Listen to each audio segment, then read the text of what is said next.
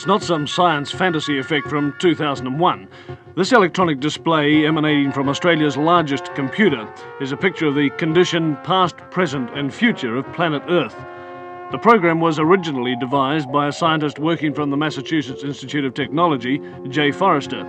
It was developed under the auspices of the Club of Rome by an MIT research team to present a complex model of the world and what we humans are doing to it.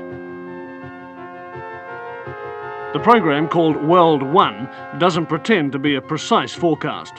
What it does for the first time in man's history on the planet is to look at the world as one system. It shows that Earth cannot sustain present population and industrial growth for much more than a few decades. It shows that simply cleaning up our car exhausts and making some small effort to limit our families simply isn't enough.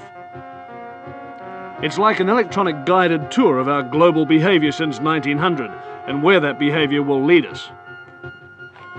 Well, this is the printed version of what we've just seen on the television screen.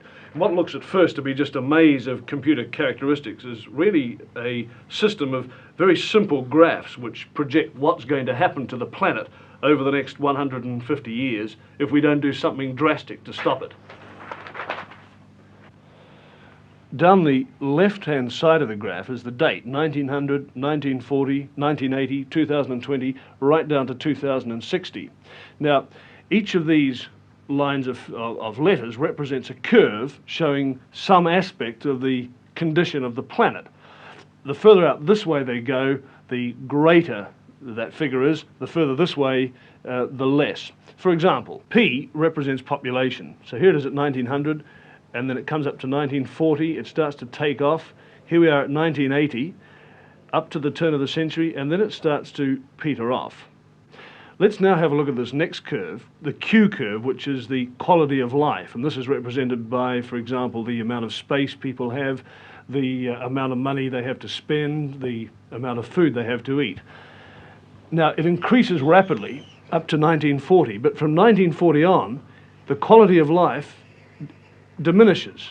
And here we are about the turn of the century, and we come up to the year 2020, and it's really come right back. More people, of course, means that you start to chew up your supply of natural resources. And this is this curve here, the N curve. And it shows that slowly but steadily, the pool of natural wealth in the world, natural resources, minerals, oil and so on, is slowly but steadily diminishing. So this is the situation. As population increases, the quality of life decreases and the supply of natural resources decreases.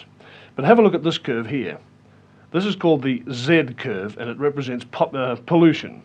Now, predictably enough, as the population increases up to 1980, pollution increases. There's more rubbish. But from 1980 to the year 2020, pollution really takes off. This is assuming, of course, that we don't do anything about it. So the year 2020, the condition of the planet starts to become highly critical. And if we don't do anything about it, this is what's going to happen. The quality of life is going to go right back to practically zero. Pollution is going to become so serious, right out here, that it will start to kill people. So the population will diminish. Right back here, less than it was in the year 1900. And at this stage, around about the year 2040, 2050, civilized life as we know it on this planet will cease to exist. Well, hopefully, of course, it won't be allowed to happen. But it's taken this kind of shock treatment to nudge governments into doing something, and slowly we are. We're starting to clean up our atmosphere. We're starting to recycle our rubbish. We're doing something positive about population control. But so far, our efforts have really been just a drop in the ocean. The Club of Rome comprises some 70 men of widely varying backgrounds, but their common concern is that the world problems cannot be solved by individual nations. I spoke with Professor Hugo Tiemann, director of the Battelle Institute, Geneva, Dr. Aurelio Pache, founder of the club, and Dr. Alexander King, director of the World Bank and the United Nations OECD. Dr. King, now you're describing the world as a closed system where all these things are interrelated, and yet the government, the control of the system is by individual nation states. Now, how do you convince them to cooperate? The sovereignty of these nations is no longer as absolute as it was. There's a gradual diminishing, whittling away of sovereignty, little bit by little bit. Especially, of course, in the smaller countries where it's more obvious.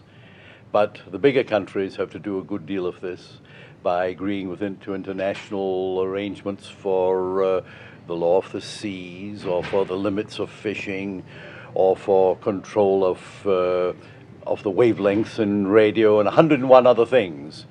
But especially in the technological field, I think this is going to be increasingly so because of developments next year.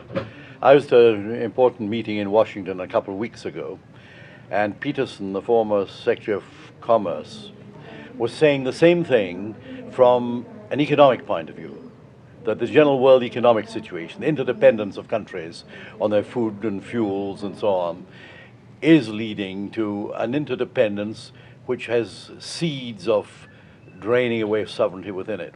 So I don't think one can envisage an idealistic of jumping to a world federalism or anything of that sort. But the building up probably in the next decade in a number of particularly sensitive fields like energy, raw materials, the use of the oceans, space and so on, of a number of what people are tending to call regimes, which will not be ordinary United Nations type of organizations, but semi-management organizations. There'll be a great deal of consent in them. Dr. Bichet views the European common market as an elementary example of the kind of regional cooperative which is going to be necessary. What responsibilities does he see for Australia? Australia, you are in a splendid position. What should we do? You have food, energy, space. You are distant from other centers, so you can, for a longer time, feel rather more independent than interdependent. But things of the world are going so fast that I think that an enlightened leadership in Australia should see down the road that Australia will have to lose some of its on self-decisions in order to acquire something else which may be purely political in very wide sense, or maybe also security. The Club of Rome is reluctant to point the finger at any one nation. Yet clearly nations like the United States, which consumes approximately 60% of the world's resources, will in the Club's view have to accept a severe cutback in its voracious appetite. But the Club's utterances are cloaked in a velvet democracy, in the hope that their facts will gently persuade. We will ask who is making the decision, and whether the decision makers of today, whether they perceive the problems, what kind of problems, and the interactions of the problems. That's a very pragmatic approach.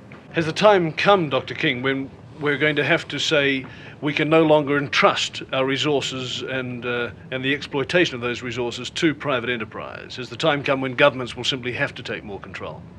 Simple nationalization and things like that wouldn't help at all, because we've got to keep an incentive approach. And many of the good aspects of private enterprise are very necessary here, but not in the old exploitative way where the market forces dominated the whole situation. Dr. Pichai, can you tell me what my lifestyle will be in 100 years' time? What sort of car I'll drive, what sort of house I'll live in, what sort of food I'll be eating? Probably you will have a smaller car. You will use more common transport means. You will work many far less hours. You will have a wider cultural possibilities that today.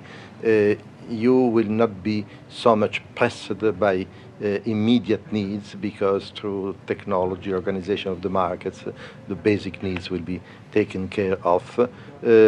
And I think that you will love nature and continue then what I think you are doing now to protect our environment, to avoid this man-made world where the creatures of nature, the animals, the plants, the green spaces, the wildernesses are bound to disappear. To the Club of Rome, the status symbols of the year 2000 will be the inverse of today's. Prestige will stem from low consumption. That personal consumption will have to be less is plain enough, But for that privation to be seen as prestigious would seem to indicate some radical rethinking, at least for the fat cats of the planet.